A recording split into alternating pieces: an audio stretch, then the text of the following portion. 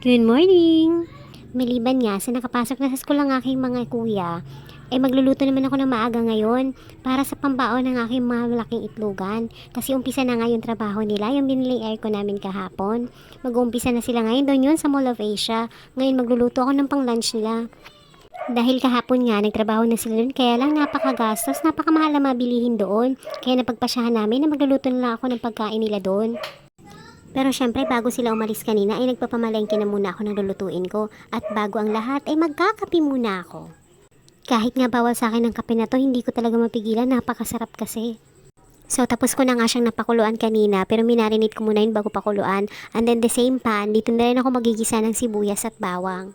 So isasangkutsa ko lang ng maigi ang sibuyas at bawang. At yung pork pala kanina, pork pa, kasim na part, ay malambot na yan. Mabilis lang naman siyang lumambot. At malasang malasa na yan dahil nga na-marinate ko na. Ngayon naman ay nilagay ko na yung pork kasim.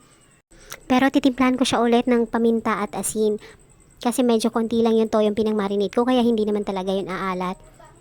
Adobo sa gata pala tong lulutuin ko. Pero dahil gulay is life, maglalagay pa rin ako ng gulay dyan. Kaya bumili ako ng kaunting sitaw para idagdag rito.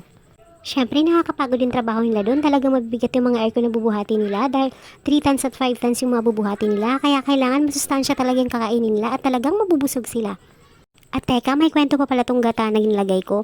Dahil nga maaga silang umalis ng bahay, wala na ako mautosang bumili ng gata. Nakalimutan ko kasi magpabili kanina nung nagpunta ng palengke.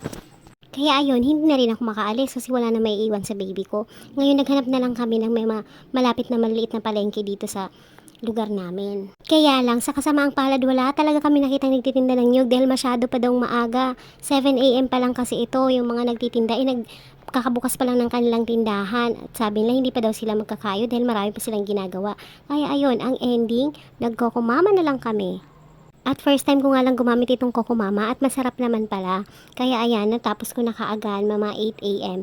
At syempre nga pala, para mas ganahan silang kumain, imagine inanghangan ko yan. Nilagyan ko siya ng siling green tapos naglagay rin ako ng chili oil. Maya-maya pa ay nag-book na rin kaagad ako ng Lala Move para maipahatid sa kanila tong lunch nila. At nagpadala na rin ako ng pang merienda nila mamaya para kaunti na lang talaga ang gastusin doon. Pinadala ko na rin yung kulang nila ng mga kailangang materyales. At dumating naman kaagad si Kuya Lala Move. Ito kuya. Mabuti na lang talaga may Lala Move. Mabuti na lang nauso tong Lala Move. Kundi nagpabalik-balik sila dito sa bahay.